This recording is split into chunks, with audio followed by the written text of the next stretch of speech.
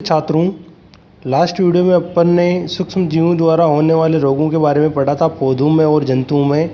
आज अपने को खाद्य परिरक्षण के बारे में पढ़ना है कि खाद्य परिरक्षण में क्या होता है कि भाई भोजन होता है, खाद्य पदार्थ होते हैं, उनको सुरक्षित कैसे रखा जाता है लंबे समय तक, तो उनके बारे में अपने को पढ़ना है। अध्याय 1 में हमने खाद्य बीजों के परिरक्षण एवं उनके भंडारण के उपायों के विषय में पढ़ा था। अपन ने जो पार्ट 1 पढ़ा था उसमें अपन ने वही फसल चक्रों के बारे में पढ़ा था, खाद्य बीजों को कैसे अपन लंबे समय तक रख सकते हैं, उनका किस प्रकार से चुनाव करना चाहिए कि भाई ताकि वो अच्छी से अच्छी किस्म के फसल का उत्पादन किया जा सके। अब इसमें जो अपने को खाद्य परिरक्षण के बारे में पढ़ना, हम पके हुए भोजन का घर में परिरक्षण किस प्रकार कर सकते हैं। आप जानते हो कि खुले एवं नम स्थानों पर रखी ब्रेड पर कवक आक्रमण कर देते हैं। सूक्ष्म जीव हमारे भोजन को संदूषित करते हैं, यानी संदूषित करना यानी खराब कर देते हैं, उसके अंदर विभिन्न प्रकार के जीवाणु पैदा कर देते हैं। संदूषित भोजन से दुर्गंध आने लगती है। जब भोजन खराब हो जाता है तो उससे क्या दुर्गंध आने लगती है और इसका स्वाद भी खराब हो जाता है, और इसका जो स्वाद होता है वो भी खराब हो जाता है तथा रंग रूप में भी परिवर्तन आ जाता है। जो चीज़ें खराब होने के बाद उनके क्या रंग रूप आदि चीज़ों में क्या परिवर्तन आने लग जाता है। क्या भोजन का संदूषण एक रासायनिक अभिक्रिया है। पहली ने कुछ आम खरीदे, कई दिनों तक वह उन्हें नहीं खा पाई। बाद में उसने देखा कि वे सड़ गए थे, परंतु वह जानती है कि दादी द्वारा बनाया गया आम का अचार काफ़ी समय तक संदूषित नहीं होता है। अपन जो अचार डालते हैं वो काफ़ी समय तक खराब नहीं होता है। वह भ्रमित थी कि अगर अब उसने क्या आम तो जल्दी ख़राब हो गए, पर उसके द्वारा जो आम का जो अचार डालते हैं वो ख़राब क्यों नहीं हुआ। तो सामान्य तरीकों से अध्ययन कर जिनका उपयोग हम अपने घरों में करते हैं, उन्हें सूक्ष्म जीवों के बचाने के लिए उपाय करना चाहिए। रासायनिक उपाय, देखो नमक और खाद्य तेलों का उपयोग सूक्ष्म जीवों की वृद्धि को रोकने के लिए सामान्य रूप से किया जाता है। नमक और जो अपन खाद्य तेल होता है, इसका जो उपयोग क्या अपन सूक्ष्म जीवों की वृद्धि के लिए रोकते हैं। जैसे अपने घरों में जो विभिन्न प्रकार की दालें होती है तो उनको क्या दालों को नमक और तेल लगा के उसको रखा जाता है, ताकि खाद्य तेल लगा के रखा जाता है ताकि वो लंबे समय तक उसको सुरक्षित रखा जा सके, जिससे उसमें क्या है कि विभिन्न प्रकार के सूक्ष्म जीवों की वृद्धि नहीं हो। हम नमक तथा खाद्य अम्ल का उपयोग अचार बनाने में भी करते हैं। नमक और खाद्य तेलों का और अम्लों का उपयोग अपन क्या अचार बनाने के लिए भी करते हैं, जिससे सूक्ष्म जीवों की वृद्धि नहीं होती है। सोडियम बेंजोएट तथा सोडियम मेटाबाइसल्फेट सामान्य परिरक्षक है। यह आपको याद रखना है कि परिरक्षक के रूप में किन किन चीज़ों को काम में लिया जाता है। और इसके अलावा ये जो सोडियम बेंजोएट तथा सोडियम मेटाबाइसल्फेट एक सामान्य परिरक्षक है। जैम एवं स्क्वैश बनाने में इन रसायनों का उपयोग और संदूषित होने से बचाता है। यानी ये जो अपने परिरक्षक है तो वो क्या अपने को इन चीज़ों को संदूषित होने से बचाते हैं। परिरक्षक का उपयोग किसी भी चीज़ को संदूषित होने से बचाने के लिए किया जाता है। नमक का परिरक्षण, सामान्य नमक का उपयोग मांस एवं मछली के परिरक्षण के काफ़ी लंबे अरसे से किया जा रहा है। भाई मांस और मछलियों को अगर लंबे समय तक रखना तो उनको नमक के अंदर रखा जाता है। जीवाणु की वृद्धि रोकने के लिए मांस तथा मछलियों को सूखे नमक से ढक देते हैं। नमक का उपयोग आम, आंवला एवं इमली के परिरक्षण में भी किया जाता है। जब अपन अचार डालते हैं तो अचार डालने से पहले क्या आम को धो के उसकी जो काटने के बाद उसकी क्या नमक लगा के रखते हैं। फिर उसके बाद देर का चीनी का परिरक्षण, यानी चीनी का परिरक्षण कैसे किया जा सकता है। जैम, जेली, स्क्वैश आदि का परीक्षण चीनी के द्वारा किया जाता है। चीनी के प्रयोग से खाद्य पदार्थों की नमी में कमी आती है, जो संदूषण करने वाले जीवाणु की वृद्धि को नियंत्रित करते हैं। यानी संदूषित करने वाले जीवाणु की वृद्धि को क्या करते हैं, नियंत्रित करते हैं। तेल एवं सिरके का परिरक्षण, तेल एवं सिरके का उपयोग अचार का संदूषण से बचाने में किया जाता है, क्योंकि इसमें जीवाणु जीवित नहीं रह सकते हैं। और सब्जियां, फल, मछली तथा मांस आदि का परिरक्षण इस विधि द्वारा करते हैं। गर्म एवं ठंडा करना, आपने अपनी माँ को दूध उबाल कर रखते हुए देखा होगा। उबालने से सूक्ष्म जीव नष्ट हो जाते हैं, क्योंकि अपन उसको दूध को गर्म करते हैं तो उसको उबलता तो उसमें क्या सूक्ष्म जीव होते हैं वो नष्ट हो जाते हैं। इस प्रकार हम अपना भोजन रेफ्रिजरेटर यानी जो फ्रीज के अंदर रखते हैं, क्योंकि कम ताप पर सूक्ष्म जीवों की वृद्धि को रोकता है। अगर ताप कम होते हैं तो सूक्ष्म जीव क्या वृद्धि नहीं करते हैं, यानी वो बढ़ते नहीं हैं। पाश्चुरीकरण दूध को बिना उबाले इस्तेमाल किया जा सकता है क्योंकि यह सूक्ष्म जीवों से मुक्त होता है। तो यह आपको लिखना है इसको भी, पाश्चुरीकरण दूध को बिना उबाले इस्तेमाल किया जा सकता है क्योंकि यह सूक्ष्म जीवों से मुक्त रहता है। इसके लिए दूध का जो 70 डिग्री सेल्सियस, जो पाश्चुरीकरण की जो प्रक्रिया होती है वो कैसे होती है, 70 डिग्री सेंटीग्रेड पर 70 डिग्री सेल्सियस पर 15 से 30 सेकंड के लिए अपन दूध को गर्म कर देते हैं। फिर उसे एकाएक ठंडा करके उसका भंडारण कर लेते हैं, यानी उसको फिर 70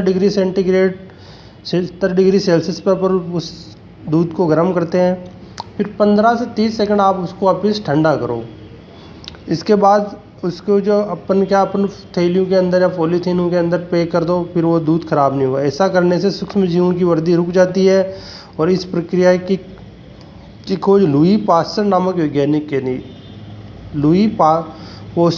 वैज्ञानिक ने की थी। अब इसलिए इसे पाश्चुरीकरण कहते हैं। पाश्चुरीकरण की खोज किसने की थी, लुई पास्चर ने की थी। तो अब यह आपको ध्यान रखना और इसको याद रखना, एग्जाम में पूछा हुआ भी है। भंडारण एवं पैकिंग, आजकल मेवे तथा सब्जियों को वायुरोधी सील किया जाता है और पैकेटों में बेचे जाते हैं ताकि सूक्ष्म जीवों से सुरक्षा होती है।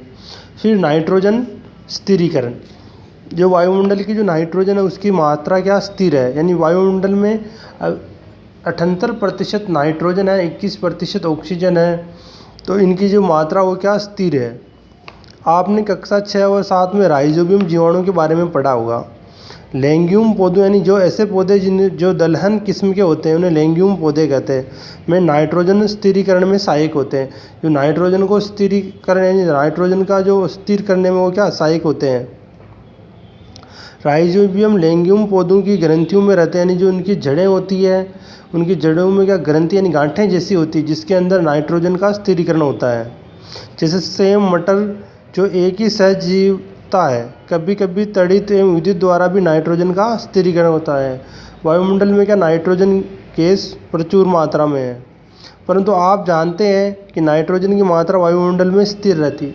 नाइट्रोजन की मात्रा जो वायुमंडल में क्या 78% वो स्थिर रहती है। आपको आश्चर्य होगा ये कैसे संभव, आइए इसके विषय में अगले भाग में समझते हैं। देखो ये नाइट्रोजन चक्र देर का, इसको आपको कॉपी में बनाना है। पूरा नाइट्रोजन चक्र वो हमारे वायुमंडल में 78% नाइट्रोजन गैस है। ये ध्यान रखना, वायुमंडल में कितने प्रतिशत नाइट्रोजन गैस है, तो 78% नाइट्रोजन गैस है। सभी सजीवों का आवश्यक संघटक है। प्रोटीन, पर्णहरित यानी क्लोरोफिल, न्यूक्लिक एसिड एवं विटामिन में उपस्थित होता है। पौधे एवं जंतु वायुमंडल की नाइट्रोजन का उपयोग सीधे नहीं कर पाते। पौधे और जो जंतु होते हैं वो वायुमंडल की नाइट्रोजन का उपयोग क्या सीधे नहीं कर पाते हैं। मिट्टी में उपस्थित जीवाणु व नील हरित शैवाल वायुमंडलीय नाइट्रोजन का स्थिरीकरण करके नाइट्रोजन के यौगिकों में परिवर्तित कर देता है। जो इसमें जो जीवाणु होते हैं मिट्टी में, और अपन नील हरित शैवाल के बारे में अपने पढ़ाई होगा, जब जहाँ पानी अगर थोड़े दिनों के लिए इकट्ठा हो जाए और काई जैसी यानी हरी हरी संरचना दिखने लग जाए उसे नील हरित शैवाल कहते हैं। और ये जो क्या नाइट्रोजन का स्थिरीकरण करके नाइट्रोजन के यौगिकों में परिवर्तित कर देता है नाइट्रोजन को।